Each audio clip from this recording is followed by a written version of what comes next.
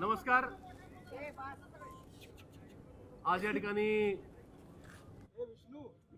महाराष्ट्राचा आराध्य दैवत युगपुरुष छत्रपती शिवाजी महाराज तथा या महापालिकेचं पूर्वीच्या नगरपालिकेचं ज्यांनी प्रतिनिधित्व केलंय आणि ज्यांनी या राज्याला या देशाला समतेचा विचार दिलाय असे राष्ट्रपुरुष महात्मा ज्योतिबा फुले यांना वंदन करून या प्रेस कॉन्फरन्सला मी सामोरं जातोय। उपस्थित सर्व पत्रकार बंधू भगिनींचं मनस्वी स्वागत। इथे ॲक्च्युली कार्यकर्त्यांना कोणाला सांगितलं नव्हतं, पण ते कसे आले त्याची काही कल्पना नाही, पण जे आले त्यांचे सुद्धा मनस्वी आभार। 10 जून 1999 साली या देशातले मागची 60 वर्ष ज्यांनी कायम लोकांच्या हृदयावर राज्य केलं असे लोकनेते आदरणीय शरदचंद्रजी पवार साहेबांच्या हाकेला हो देत लाखो लोक, मी म्हणणार करोडो लोक, करोडो कार्यकर्ते राष्ट्रवादी काँग्रेस पार्टीमध्ये सहभागी झाले। त्याच्यापैकी मी एक होतो, याचा मला कायम अभिमान राहील। पवार साहेबांवर नितांत प्रेम, पवार साहेबांवर नितांत श्रद्धा, पवार साहेबांवर नितांत विश्वास कालही होता, आजही आहे आणि उद्यासुद्धा राहील। 26 वर्ष 6 महिने 14 दिवस मला पवार साहेबांच्या पक्षामध्ये राहता आलं, पक्षाकडून वेगवेगळ्या कामाची संधी मिळाली। हा माझ्या मी आयुष्याचा खूप मोठा ठेवा समजतो।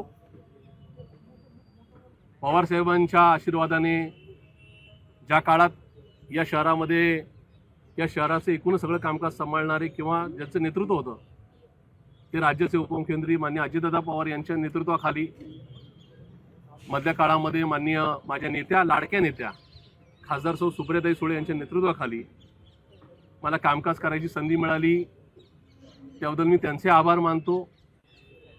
राष्ट्रवादी काँग्रेस पार्टीची सरचिटणीस पदापासून अध्यक्षपदापर्यंतची मिळालेली पदं, PMT सदस्य पदापासून नगरसेवक, महापौर म्हणून मिळाली पदं ही माझ्या पक्षामुळे माननीय पवारसाहेब, माननीय अजितदादा, माननीय सुप्रियाताई सुळे, मधल्या काळातले सगळे शहराध्यक्ष, माननीय शांतीलाल काका सुरतवाला, स्वर्गीय प्रकाशरावजी ढेरे, माननीय रवींद्रजी माळवतकर, माननीय अण्णासाहेब थोरात, माननीय जयदेवरावजी गायकवाड, माननीय वंदनाताई चव्हाण यांच्या सगळ्यांच्या सहकार्याने, यांच्या सगळ्यांच्या भक्कम पाठिंब्यामुळं मला ही मिळाली। अर्थात पक्षामध्ये खूप चांगल्या पद्धतीने कामकाज केलं याची चांगल्या पद्धतीने नोंद घेऊन या ठिकाणी त्यांनी मला संधी दिली, त्याबद्दल मी त्यांच्या कायम ऋणी राहील हे सुद्धा या ठिकाणी स्पष्ट करू इच्छितो।